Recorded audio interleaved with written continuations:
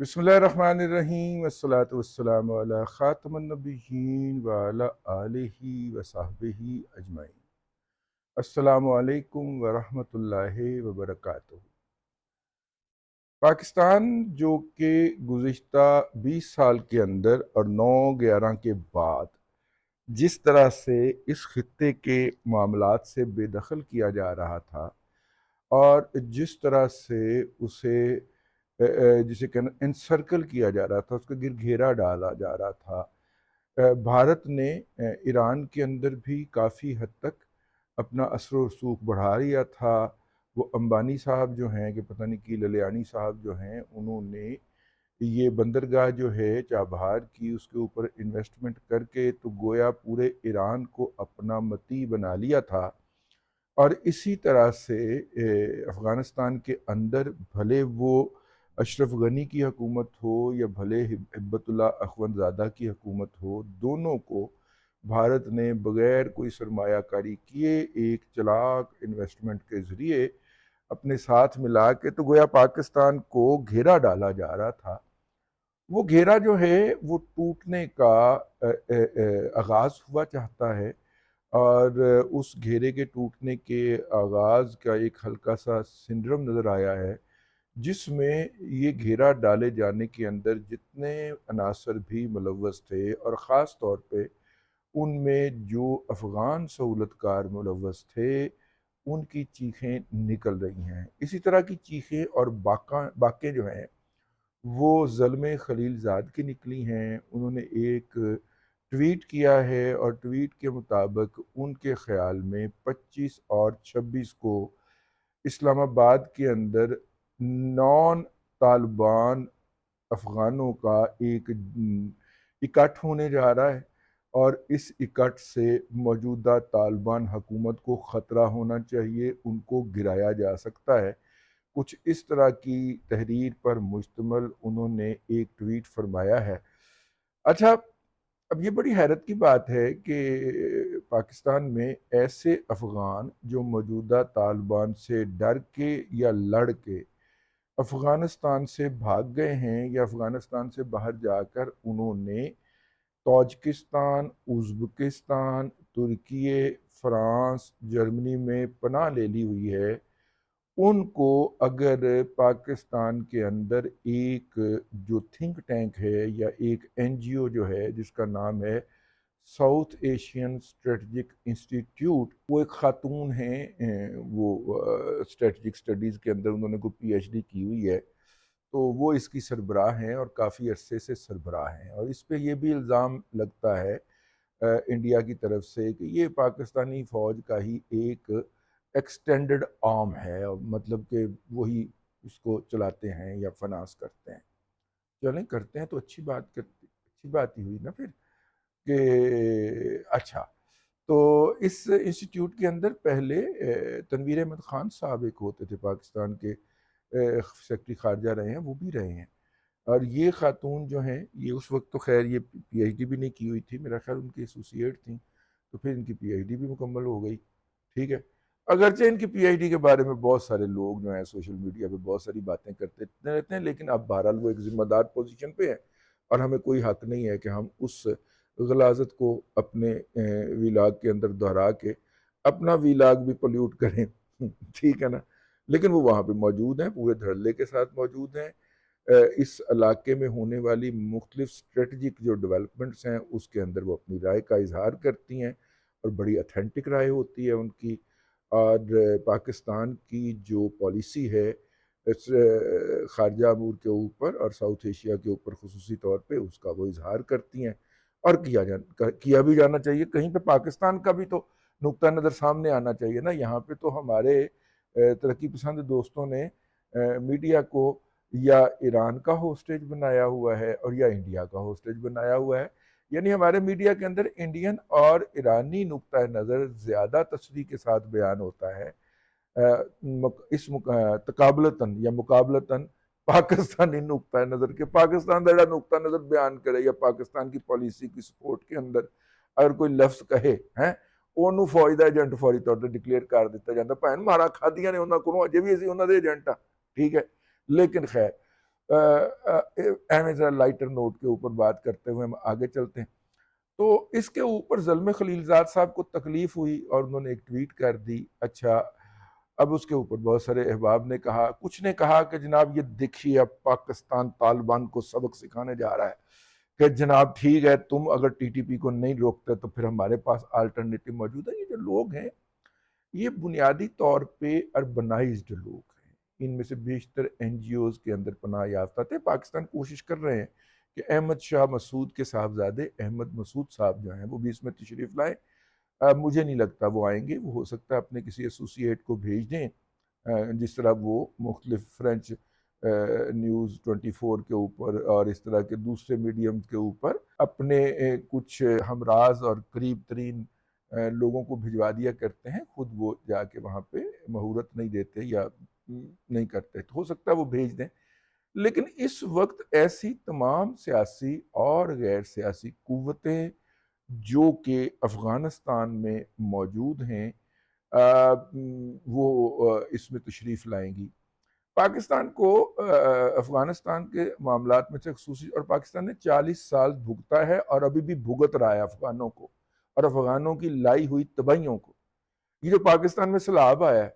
آپ کا خیال ہے یہ ایک ہی دن کا کارنامہ ہے؟ یہ جو پہاڑیوں کے اوپر درخت اگے ہوئے تھے جا بجا اور کئی کئی سو سال پرانے تھے، یہ مہاجر آئے تھے تو انہوں نے کاٹنے کا سامان شروع کیا تھا نا۔ مطلب انہوں نے تو بعد میں ٹھیکے لیے ہیں نا، عمر ایوب نے درخت کاٹنے کے، یا یہ اب یہی بڑے ٹھیکیدار ہیں نا اس وقت وہاں پہ درخت کاٹ کے لکڑی بیچنے کے، عمر ایوب صاحب ہیں۔ کچھ جا کے جہانگیر ترین صاحب نے بھی اس کے اندر لات لگانے کی کوشش کی تھی، لیکن اگلوں نے ٹھوٹا مار کے نکالا، جہانگیر ترین کو بزت کر کے وہاں سے نکالا، ٹھیک ہے۔ اچھا جی، اس کے بعد جناب علی امین گنڈا پور صاحب بھی بڑے ٹھیکیداروں میں شمار ہوتے ہیں، اور اللہ نہ کرے، اللہ نہ کرے، اللہ نہ کرے کہ امیر مقام صاحب بھی آپ کو پتہ چلے کہ ان ٹھیکیداروں میں شامل ہیں جو یہ درخت کٹے ہوئے جو ہیں یہ لا کے ادھر میدانی علاقوں میں بیچتے ہیں، اور یہ بڑے قیمتی درخت ہوتے ہیں جی۔ میں تو کھڑکیاں جیاں دروازے وغیرہ بنا بیٹھا ایمان نال، پتہ ہی نہ لگے پیسہ کدھر گیا، ایڈے مہنگے آئے، ٹھیک ہے۔ تو یہ وہ والا سما ہے۔ میرا مطلب ہے کہ میں نے کہا میں عرض کر دوں کہ یہ تو بعد میں آئے ہیں نا، پہلے افغانیوں نے اس کی ابتدا کی تھی، اور یہ ہم قیمت ادا کر رہے ہیں افغانستان کو ہوسٹ کرنے کی، یا افغان مہاجرین کو ہوسٹ کرنے کی۔ یہ جو 10 گاؤں جو ہیں ان کے اوپر پتھر گر رہے ہیں نا چوٹیوں سے، اور پورے گاؤں کے گاؤں پتھروں کے نیچے دب رہے ہیں یا صفحہ ہستی سے مٹ رہے ہیں، یہ بیسیکلی ڈیفورسٹیشن ہے، جس کا آغاز اس وقت ہوا تھا جب روس کے آنے کے بعد افغان مہاجرین پاکستان کے اوپر حملہ آور ہو گئے تھے۔ حملہ آوری ہونا کہیں نا جی، آ کے انہوں نے یہاں پہ ہمارے جتنے بھی پہاڑوں کے اندر فطرت کے جو مظاہر ایگزسٹ کرتے تھے ان کا بیڑا غرق کر دیا، اور آگے سے پھر پختونخوا والوں نے بھی کوئی مزاحمت نہیں کی۔ مطلب بندہ ایتھے آئے نا کوئی پنجاب میں اور آگے کسی کی فصل اجاڑنی شروع کرے یا درخت کاٹنا شروع کرے تو وہ زمین کے جو ساتھ جس کی زمین ہوتی ہے وہی آ جاتا ہے ڈانگ پکڑ کے، اوئے تو ہمارا درخت کیوں کاٹ رہا ہے؟ لیکن یہاں پہ جناب وہ درخت کاٹ کے، بلکہ یہ پختونخوا والے اس میں خود شریک ہو گئے کہ اچھا یہ بھی کاٹتے ہیں، سرکار ان کو کچھ نہیں کہتی۔ سرکار تو کسی اور وجہ سے ان کو کچھ نہیں کہتی تھی، اینا نے بھی ٹھیکہ لے لیا، ٹھیک ہے۔ اب وہ مجھے یاد ہے ہمارے ایک جاننے والے 80 کی دہائی کے اندر اس بات پہ بڑے پریشان تھے کہ ان کے بھائی نے اگلے سال ایف اے کرنا ہے، اور فارسٹ آفیسر کی، وہ ادھر رہتے تھے چترال کے پاس، فارسٹ آفیسر کی نوکری کے لیے ایف اے ہونا بہت ضروری تھا اس وقت۔ تو اگر وہ 1 سال کے لیے یہ والی ریکروٹمنٹ جو ہے اس میں کسی طور پہ تاخیر ہو جائے تو اگلے سال میرا بھائی ایف اے کر لے گا، تو پھر اس کو ہم یہاں پہ یہ افسر لگا دیں گے کیونکہ وہ تو لوکل ہے، اور وہ فارسٹ افسر لگ جائے گا۔ تو میں نے کہا یار یہ 7ویں یا 8ویں گریڈ کی نوکری ہے، یا میرے خیال 9ویں گریڈ کی تھی اس وقت، تو آپ ماشاءاللہ اتنے کھاتے پیتے لوگ ہیں، کئی پہاڑی جب آپ کے پاس آئیں ادھر تو آپ دکھاتے ہیں کہ اے پہاڑی بھی ساڈی ہے، تو اے پہاڑی بھی ساڈی ہے، اور اس کے اوپر جناب جتنے بھی درخت لگے ہوئے ہیں یہ سب ہمارے ہیں۔ تو میرا مطلب ہے کہ آپ کو کیا ضرورت پڑی ہے یار 9ویں گریڈ کی نوکری کے لیے اتنے ترلے مارنے کی اور سفارشیں کروانے کی کہ یہ ریکروٹمنٹ ڈیلے کروا دیں؟ مطلب ہمارا جو علاقہ ہے، دروش کا علاقہ تھا شاید ان کا، وہ نکلوا دیں اس میں سے۔ تو یہ میں ارلی 80s کی بات آپ کو بتا رہا ہوں۔ تو پتہ چلا کہ جناب وہاں پہ فارسٹ آفیسر جو ہوتا ہے وہ سالوں میں نہیں مہینوں میں نہیں، ہفتوں میں ارب پتی ہوتا ہے، کیونکہ وہ کوئی فارمولا ہے کہ ایک درخت جو ہے اگر کوئی اپنی زمین میں سے خود کاٹے گا تو 10 جو ہوں گے کٹوانا جو ہے وہ سرکار کا رائٹ ہو جائے گا، تو پھر اس فارمولے کے تحت وہ پھر فارسٹ آفیسر بادشاہ ہوتا ہے۔ تو وہ یعنی آپ اندازہ کریں کہ امیر فیملی، اچھے بھلے امیر فیملی، اور ان کے بعض لوگ جو ہیں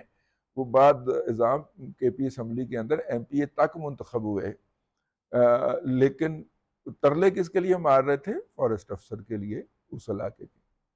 تو یہ تباہی ایک دن نہیں آئی، ایک دن میں نہیں آئی، یہ اس طرح آئی۔ تو خیر میں عرض کر رہا ہوں کہ وہ ویسے تباہی درمیان میں آ گئی، پی ٹی آئی کا ذکر آیا تو تباہی آ گئی کہ پاکستان کو افغانستان کے معاملے سے کس طرح کیا گیا۔ یہ جو دوحہ میں مذاکرات ہوئے ہیں یہ بیسیکلی اسلام آباد میں ہونا تھے، ٹھیک ہے؟ تو طالبان پل آؤٹ کر گئے کہ جی ہم پاکستان میں آ کے مذاکرات نہیں کریں گے۔ طالبان کو ظاہر ہے کسی کی جو تھی وہ تھی اچکل تھی کہ جناب آپ نے پاکستان کے ساتھ کوئی اچھے قریبی تعلقات نہیں رکھنے۔ پھر پاکستان نے، اگر آپ کو یاد ہو تو مری ٹاکس بھی کیے تھے جن میں گل بدین حکمت یار اینڈ کمپنی سارے آئے تھے، لیکن ان ٹاکس کے درمیان ملا عمر کے اس دنیا سے پردہ فرما جانے کی خبر جو تھی وہ لیک کر دی گئی تھی۔ یوں وہ مذاکرات یا ڈائیلاگ جو بھی کہہ لے اس کو، وہ سارا وہیں پہ کولیپس کر گیا تھا۔ کچھ لوگ آ چکے تھے، کچھ آ رہے تھے، کچھ آنے والے تھے، ان سب کے آنا جو تھا وہ اس خبر کے بریک ہو جانے کے بعد لایانی ہو گیا تھا، اور یہ خبر بریک کروائی گئی تھی ڈاکٹر اشرف غنی سے، اور بھارتی میڈیا نے اس کو لے کے دوڑ لگائی تھی۔ یہ آخری اٹیمپٹ تھی پاکستان کی طرف سے کہ پاکستان کسی طرح سے افغان معاملات کے اندر ریلیونٹ ہو جائے۔ اس کے بعد دوحہ کے مذاکرات میں پاکستان کی حیثیت اس کے علاوہ کوئی نہیں تھی کہ دوحہ جنہوں نے ٹریول کرنا ہوتا تھا، جن افغان طالبان کی قیادت نے، اسے پاکستان پاسپورٹ فراہم کرتا تھا کہ وہ پاکستانی پاسپورٹ کے اوپر ٹریول کر لیں اور مذاکرات کا سلسلہ نہ ٹوٹے۔ اس کے علاوہ پاکستان کو کوئی کردار نہیں دیا گیا اس پورے معاملے کے اندر، اور اگرچہ پاکستان کے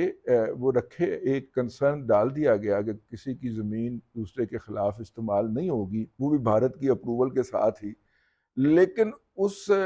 پہ بھی عمل درآمد نہیں ہوا۔ الٹا طالبان نے ہمارے خلاف، وہ ذبیح اللہ مجاہد نامی جو ہے بدماش، وہ ڈالتا رہا کہ پاکستان سے جانے والے لوگ جو ہیں وہ افغانستان سے بدامنی کرتے ہیں، بجائے اس کے کہ یہ ٹی ٹی پی کو روکتے ہیں۔ اور ٹی ٹی پی نے تو بیعت کی ہوئی ہے نا ہبت اللہ اخوند زادہ کی،